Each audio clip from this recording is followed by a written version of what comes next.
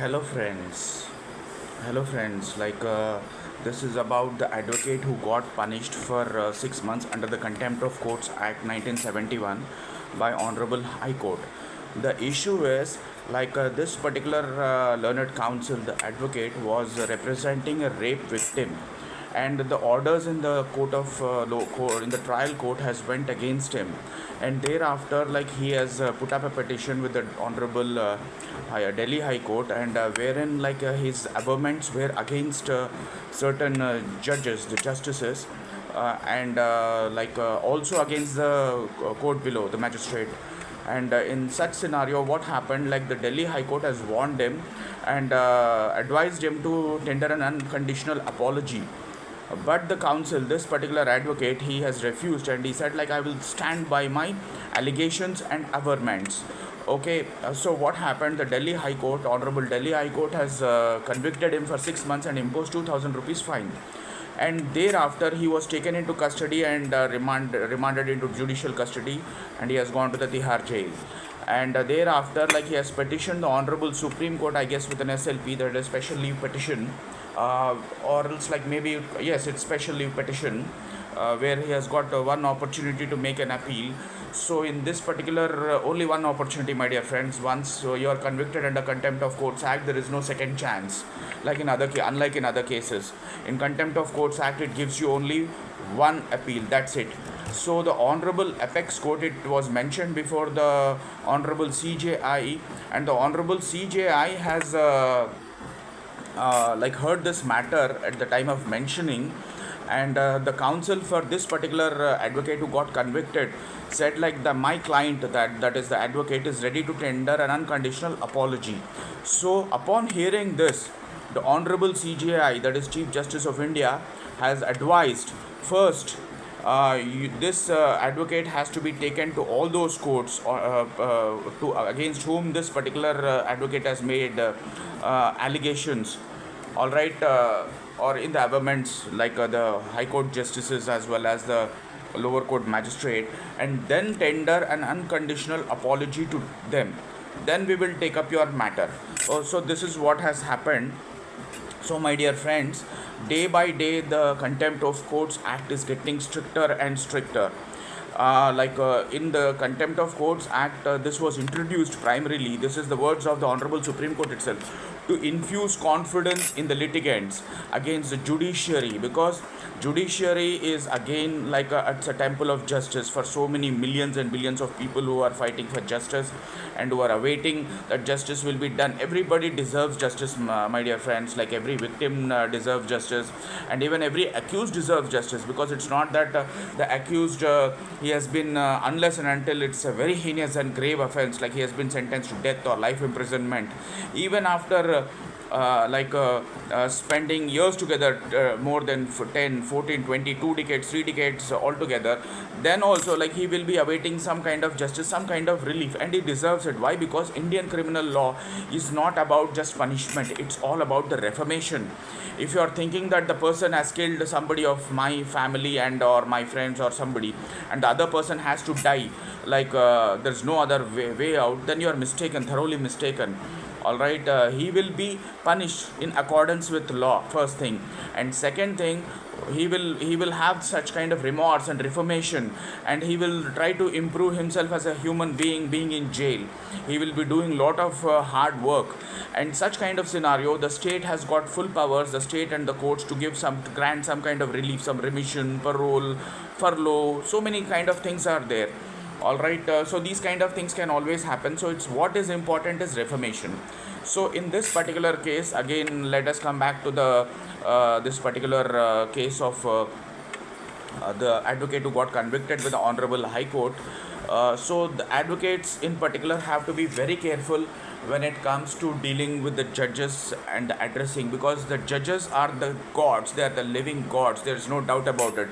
As good as the doctors are gods who give medicine and save people in the time of grief, in the same way judges also hear lot of petitions per day, 500,000 odd petitions, and there is so much of burden on them to deliver justice, and no judge or justice in our India, I could say, my dear friends, with lot of experience, you will never find them go against the law or against the merits. There might be, you can criticize the judgment, but you cannot criticize the chair or all the honorable justice, because they deserve respect. All right, just the way we respect the various constitutional functionaries like chief minister, honorable prime minister, or honorable governors, honorable president of India.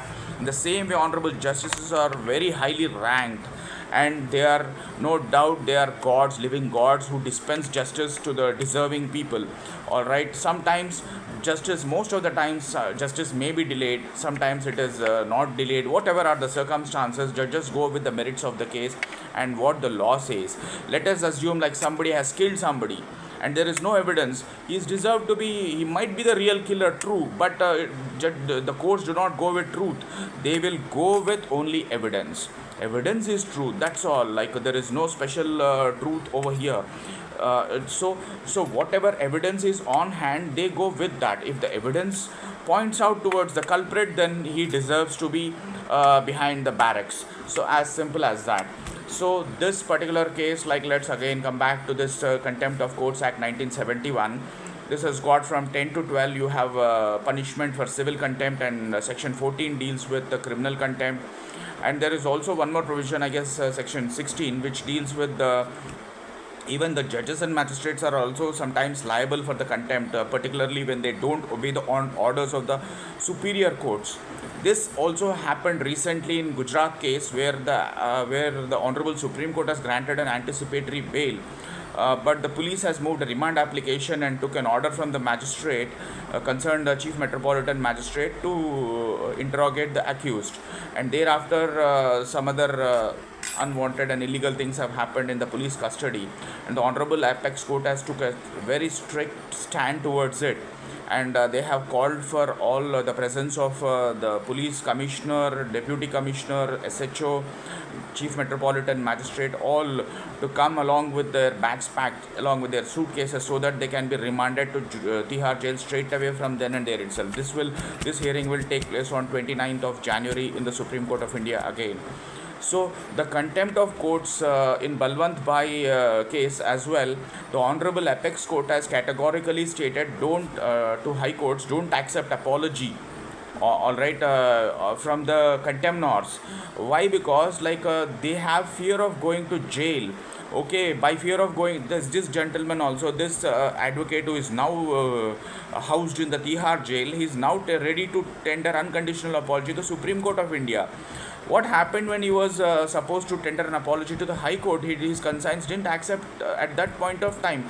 Now he's coming down. See, whose fault it is? It's clearly the advocate's fault. At first place, he should not have accused the judiciary. It's a very wrong thing. All right, there is a way, there is a decorum of the court. The courts are highly respected. All right, it's not only us who is seeking justice. There are millions of Indians, unfortunately, who are crores, billions of Indians who are seeking justice from the honorable courts across the country.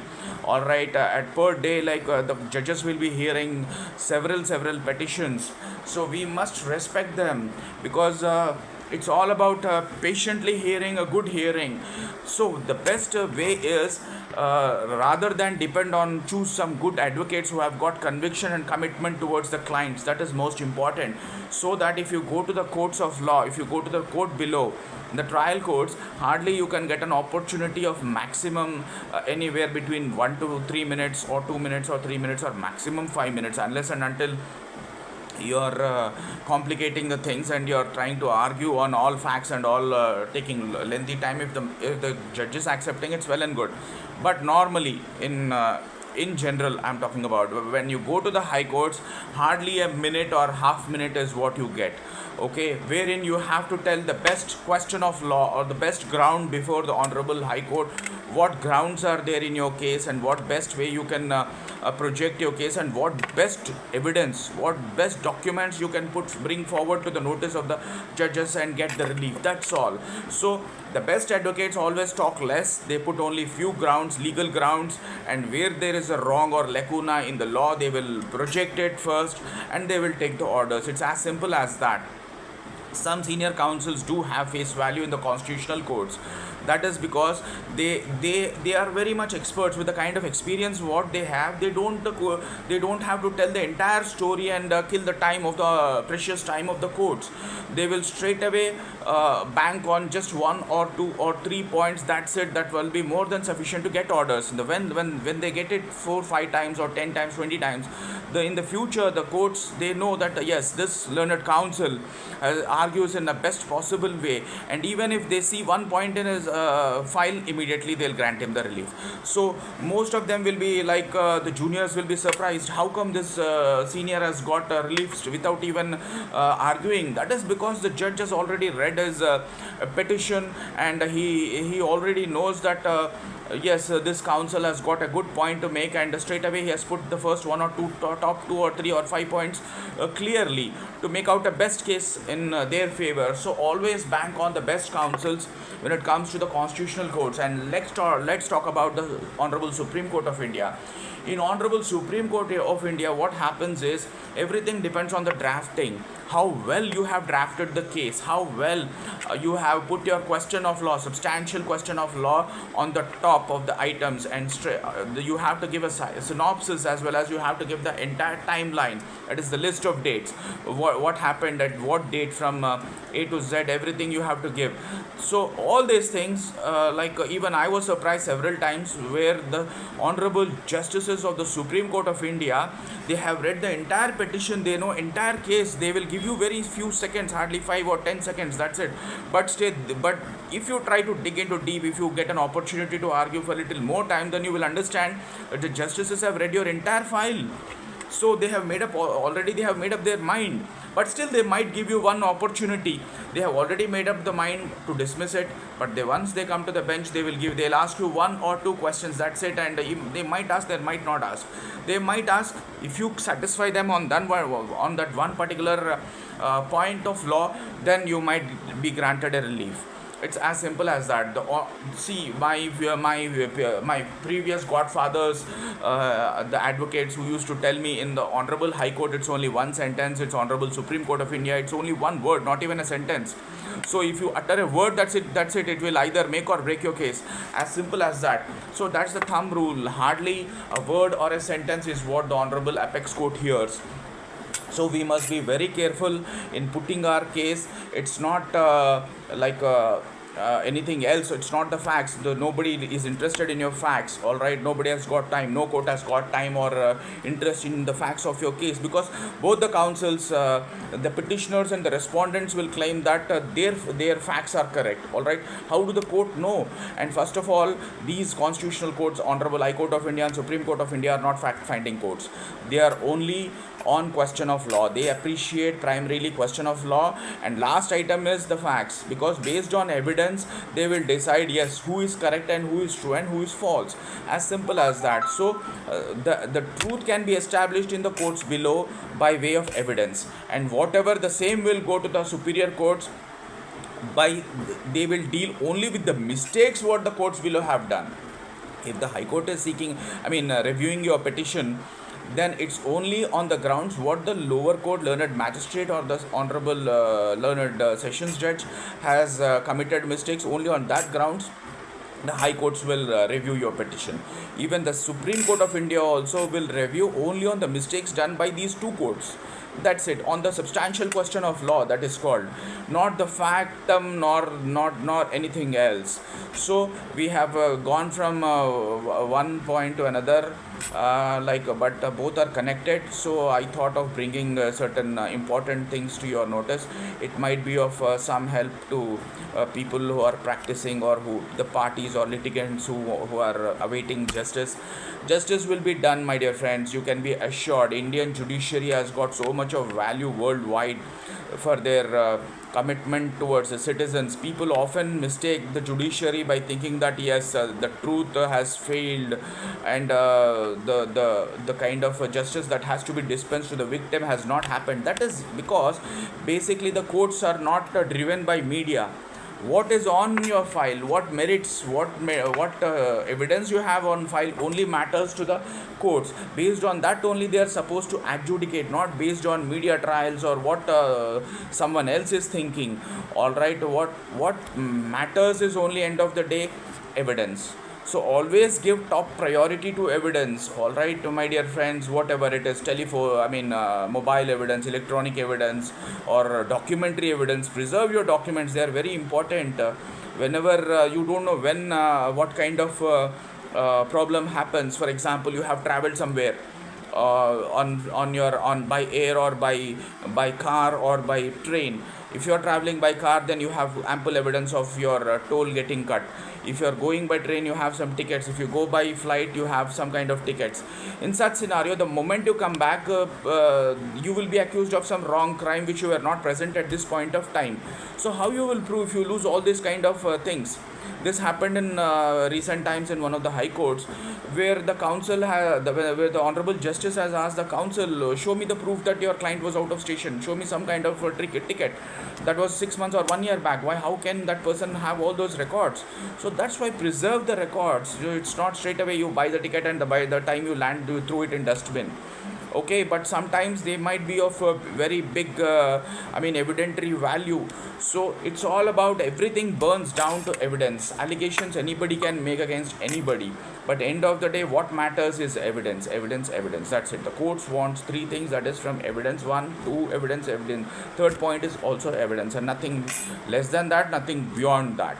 So we must understand, and as far as the courts are concerned, always remember this Contempt of Courts Act is very dangerous, and it's very important to comply with the court's orders and all. In some kind of civil cases, what happens if the court orders the person to vacate or hand over the position? Such kind of cases also I have seen some people, they are not honoring the judgments, the court below judgments, and they are staying for more than 6 months or 1 year. This kind of thing happened in the high court also, and the court has convicted that person. Now they came for an appeal in a contempt case. That is also, the honorable high court clearly said, no, there is no point in granting you remission or any relief in this case. Why? Because even the lady other side was a senior citizen, about 75 or 80 years, but still the honorable high court said, no, we cannot grant you because you have violated the court's orders.